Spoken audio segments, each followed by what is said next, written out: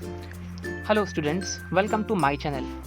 Today we will discuss about The Ant and the Grasshopper by William Somerset मॉगम।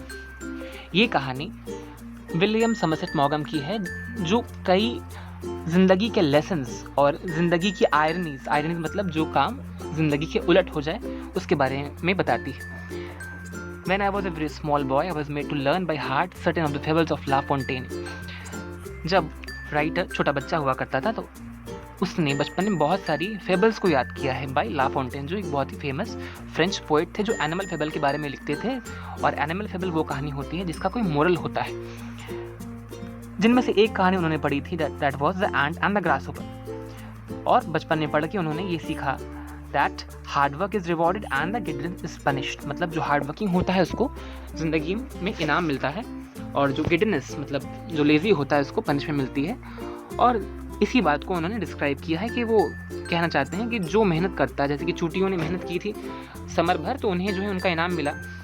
और जो grass hopper था जिसने पूरी गर्मियों में गाना गाकर बिताया था, वो ठंड में जो है उसको उसके पास खाना नहीं बचता है। Winter comes and the ant is comfortably provided for but the grass hopper has an empty लाडर। मतलब विंटर आती है और एंट्स के पास सब कुछ होता है, लेकिन जो ग्रास हॉपर होता है उसके पास घर में खाने के लिए कुछ नहीं रहता है। वो एंट के पास जाता है और एंट उसको क्लासिकल आंसर देती है, क्लासिकल जवाब देती है। एंट कहती है what were you doing in the summer time, तुम समर के वक्त में क्या कर रहे थे? तो वो कहता है हम गा रहे थे, सेविंग योर प्रेजेंस आई सैंग। तो वो कहती अब जाके डांस करो। एंट्स कहती है उसको जाके why don't you go and dance. अब राइटर कहते हैं I do not ascribe it to preservative on my part. मतलब the ant and the grasshopper, बचपन में इसने इस कहानी से जो भी मोरल या लेसन मिला, रियलिटी इससे बिल्कुल उलट है। इस कहानी में मोरल सेंस की कमी है।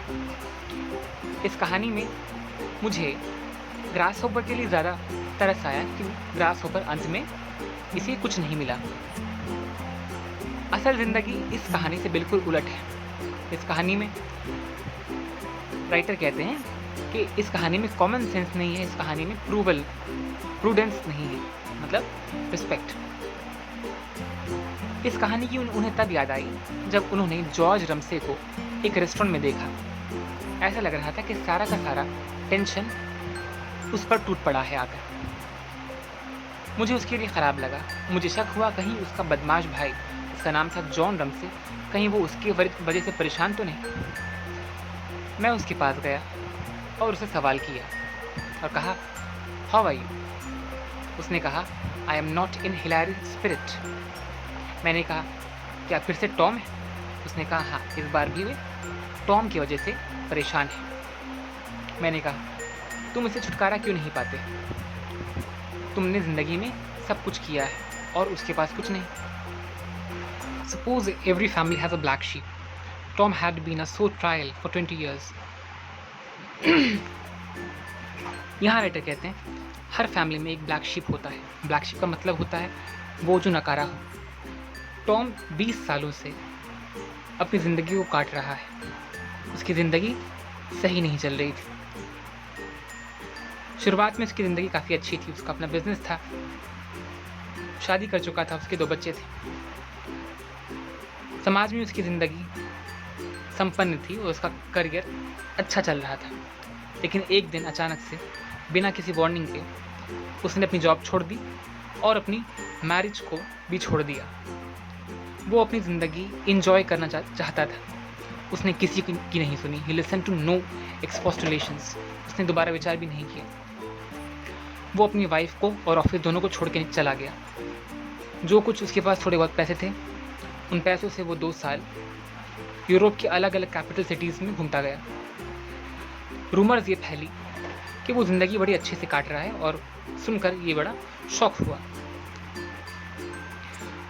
सुना ये जा रहा था कि वो पैसे अपने दोस्तों से लिया करता था, उनसे बोरो करके। वो पैसे अपने दोस्तों से लेकर लिया करता था लोन के तौर पर, और वो दोस्त भी बहुत जल्दी बना लिया करता था। और वो मुझसे अक्सर कहा करता था कि तुम अपने घर की ज़रूरत पर, नेसेसिटीज़ पे जो पैसा खर्चा कर रहे हो वो बहुत बोरिंग है। वो चाहता था कि मैं भी ज़िंदगी को उसकी तरह एंजॉय करूं। लेकिन जॉर्ज हमसे जिम्मेदार इंसान था और टॉम घूमने वाला, जिसका मन एक जगह नहीं लगता था।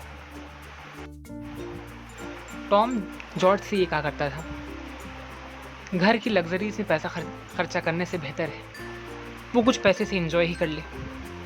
लेकिन जॉर्ज जिम्मेदार इंसान था और काफ़ी सीरियस था। उसे इन लग्जरी से कोई ताल्लुक़ नहीं था, वो रिस्पेक्टेबल था।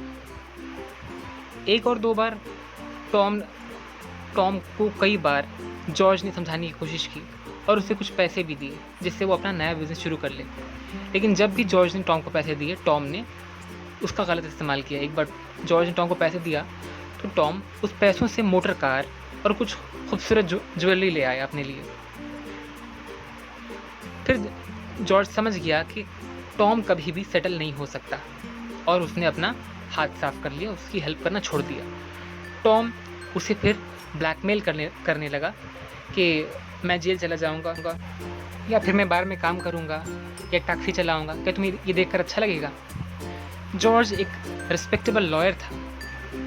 उसको अपनी फैमिली की इज्जत बचाने के चक्कर में वो अक्सर कुछ पैसे, करीब 100 पाउंड उसने टॉम को दे दिया और वो अक्सर उसे पैसे दिया करता था ताकि वो अपनी फैमिली का मान और सम्मान बचा सके, क्योंकि टॉम उसका भाई था और उसके ऑनर को बचाने के लिए वो उसे पैसे अक्सर दिया करता था। एक बार टॉम जेल जाने से बचा। जॉर्ज उससे बहुत खफा अपसेट हो चुका था क्योंकि टॉम डिस्क्रेडिबल गलत अफेयर्स में पड़ रहा था। टॉम ने अपनी हद पार कर दी थी और सेल्फिश बन चुका था, लेकिन वो कभी डिसऑनेस्ट नहीं था। इस वजह से जॉर्ज ने उसे जेल जाने से बचा लिया। अगर जेल जाता और उसकी सुनवाई होती तो वो बहुत दिन तक उसे सज़ा मिल जाती, लेकिन जॉर्ज अपने भाई को जेल जाते हुए नहीं देख सकता था। टॉम ने एक आदमी के साथ चीट किया था जिसका नाम था क्रोनशो। क्रोनशो ने ठान लिया था कि वो टॉम से बदला लेगा। जॉर्ज ने इंटरफेयर किया और $500 पाउंड देकर इस मामले को रफा दफा किया। बाद में पता चला कि क्रोनशो और टॉम मिले हुए हैं और इन लोग ने जॉर्ज के साथ चीट किया है और ₹500 ये लोग ने इस्तेमाल करके मोंटे कार्लो घूमने चले गए। जॉर्ज अगले 20 सालों तक टॉम ने सिर्फ गैम्बलिंग किया, डांस किया, पैसा खर्चा किया, महंगे महंगे रेस्टोरेंट में खाया, महंगा कपड़ा पहना। वो हमेशा लगता था कि वो किसी बैंड बॉक्स से आया, मतलब किसी बहुत रिफ्रेश होके आया है, बहुत इंजॉय। भले ही वो 46 एज का था लेकिन वो हमेशा 35 से कम ही लगता था। वो बहुत खुश रहा करता था और हमेशा इंजॉय करता था। वो हमेशा खुश नज़र आता था और उसका चार्म, उसका एनर्जी बहुत इनक्रेडिबल था। उसको कभी भी किसी बात की टेंशन नहीं थी और I never lent him 50 pounds without feeling that I was. मुझे हमेशा लगा कि मैंने उसे पैसे जब भी दिए हैं, मुझे ऐसा कभी नहीं लगा कि मैंने उसे उधार दिए हैं। उसका चार्म, उसकी एनर्जी इतनी अच्छी थी कि कोई भी उसे पसंद करना नहीं छोड़ता था। वो बहुत ही अच्छा था लोगों को अपने तरफ करने में। बेचारा जॉर्ज टॉम से 1 साल बड़ा होने के बाद भी वो 60 सालों का लगता था। रोज़ सुबह उठकर काम में जाना। वो ईमानदार था, मेहनती था, उसकी अच्छी वाइफ थी और अपने काम के लिए फेथफुल था। उसकी 4 बेटियां थीं और वो सबसे बेस्ट फादर भी था। वो अपनी 1/3 इनकम अपनी फैमिली प्लानिंग के लिए बचा लिया करता था और रिटायरमेंट वो 55 में होना चाहता था और उसने गांव के इलाके में एक छोटा सा घर लेके रखा था जहां वो रिटायर होता और वो गोल्फ खेलता। वहाँ पर एक गार्डन है। उसकी लाइफ बहुत अच्छी थी और उसको अच्छा लग रहा था कि वो ओल्ड हो रहा है। टॉम भी ओल्ड हो रहा था और वो 4 सालों में 50 साल का होने वाला था। जॉर्ज कहता है जब टॉम यंग था तब बहुत अच्छा था, लेकिन अब 4 सालों में वो बुढ़ा हो जाएगा। मेरी लाइफ तो अच्छी होगी। मैं जब 50 साल का होऊंगा तो मेरे पास करीब 30,000 पाउंड्स होंगे, लेकिन टॉम की ज़िंदगी आसान नहीं होगी। अगले 25 सालों में वो उसकी ज़िंदगी ख़राब हो जाएगी, गटर में चली जाएगी। तब उसे मालूम होगा बिना काम किए कैसा लगता है। जॉर्ज काफ़ी अपसेट दिख रहा था।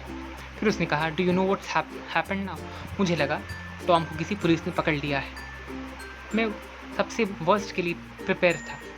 उसने कहा, इतना काम करने के बाद मैंने हमेशा अपनी ज़िंदगी को अपनी ड्यूटी की तरह निभाया है। तो राइटर ने कहा, true and you can't deny Tom hasn't been idle worthless. Tom की ज़िंदगी बेईमानी से उसने जी है। मुझे लगा अब कुछ बुरा होने वाला है। अचानक से जॉर्ज का चेहरा लाल हो गया और उसने कहा, कुछ हफ्तों पहले टॉम ने एक ओल्ड वुमन से शादी कर ली और वो मर गई, और वो अपनी प्रॉपर्टी में £500,000, एक यॉट, एक बड़ा सा घर लंदन में और एक घर गांव के इलाकों में छोड़कर चली गई, और वो सारा घर टॉम के नाम पर हो गया। जॉर्ज ने कहा, ये बिल्कुल भी फेयर नहीं। ज़िंदगी भर मैंने मेहनत की, इतना कुछ किया, लेकिन अंत में टॉम को सब कुछ मिल गया और मुझे कुछ ना मिला। मैं कुछ ना बोल पाया, मैं ज़ोर से हंस पड़ा। राइटर ज़ोर से हंस पड़ा और तब मुझे रियलाइज़ हुआ कि जो इंसान बिना मेहनत किए कामयाब हो गया है, ये the ant and the grass hopper की कहानी से बिल्कुल ऑपोजिट है। यही है आयरनी इस कहानी की, आयरनी ऑफ लाइफ। कभी कभी ज़िंदगी में ऐसा भी हो जाता है, जो हमारा लक अच्छा हो जाता है और हम लोग बिना मेहनत के भी कामयाब हो जाते हैं।